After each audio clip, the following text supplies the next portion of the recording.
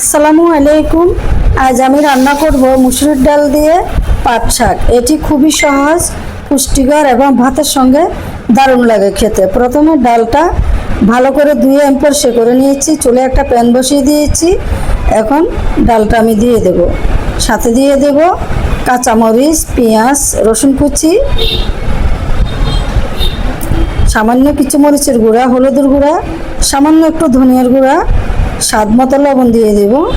এরপরে আমি পরিমাণ মতো পানি দিয়ে দেব। এখন আমি 1 মগের মতো পানি দিয়ে দেব। আর ডালটা যাতে হাফ সিদ্ধ হয় সে পরিমাণে আমি পানি দেব। তো নেড়ে চেড়ে আমি 1 মিনিটের জন্য ডেকে দেব। আর এই পাট শাক গরম গরম ভাতের সাথে খেতে অসাধারণ মজা লাগে। স্বাদ মতো কিছু লবণ দিয়ে দিলাম। তো নেড়ে চেড়ে এখন আমি ডেকে দেব। সিদ্ধ হওয়া পর্যন্ত অপেক্ষা করব আমি।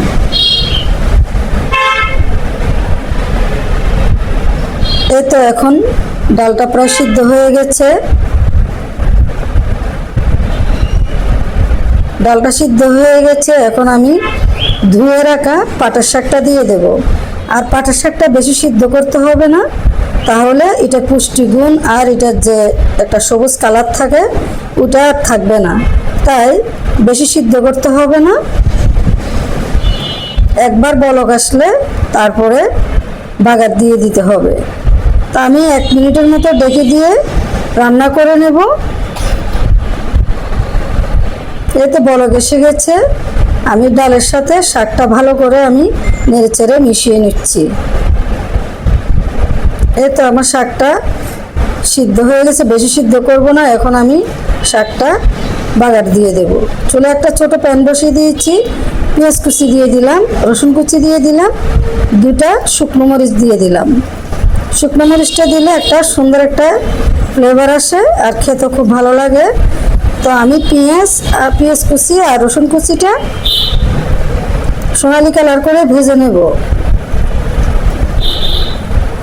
পাট শাক কম বেশি সবাই রান্না করতে পারে। আপনারা কীভাবে রান্না করেন অবশ্যই কমেন্টে জানাবেন। আমি সবসময় এইভাবে রান্না করি, আমার কাছে খুবই ভালো লাগে।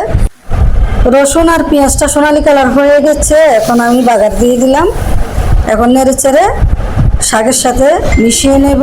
আর এই গরম গরম ভাতের সাথে খেতে অসাধারণ মজা লাগে। আমার ভিডিওটা যদি ভালো লাগে অবশ্যই আমার পেজটি ফলো করে সাথে থাকবেন। ভালো লাগলে লাইক, কমেন্ট, শেয়ার করবেন। হিংসা না করে একজন আরেকজনের ভিডিও দেখে সুন্দর গঠনমূলক কমেন্টস করবেন। আমি দেখব আপনার ভিডিও, আপনি দেখবেন আমার ভিডিও। এইভাবে আমরা সবাই এগিয়ে যাব ইনশাআল্লাহ। তো আমার ভিডিওটা কেমন হয়েছে অবশ্যই কমেন্টে জানাবেন। সবাই ভালো থাকবেন, সুস্থ থাকবেন। আল্লাহ হাফেজ।